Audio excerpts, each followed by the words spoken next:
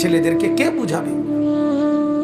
ওরা মনে করছে আমরা এত সকাল মরব না, আর কিছুদিন গুনাহ করি, আর কিছুদিন উলঙ্গ ছবি দেখি, আর কিছুদিন নাচ দেখি, ছবি দেখি, অশ্লীল বেহায়াপনা।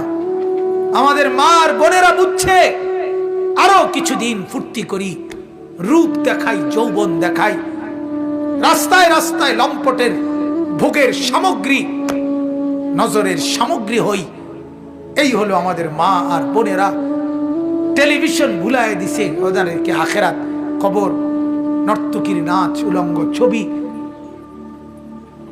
গান, বাদ্য, নাটক, সিনেমা, নাচ, গান, ফুর্তি ভুলায় দিছে, ভুলায় দিছে। ঘূর্ণিঝড়ের পরের দিন আমি নরসিংদী গেছি, গিয়ে দেখি রাস্তার পাশে এরকম প্যান্ডেলের ভিতরে যুবক যুবতী ওপেন নাচতেছে, ড্যাকসেট বাজতেছে।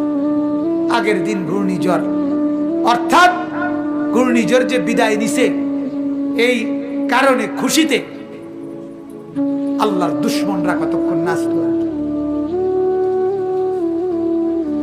আল্লাহ আমাদেরকে মাফ করে দেন।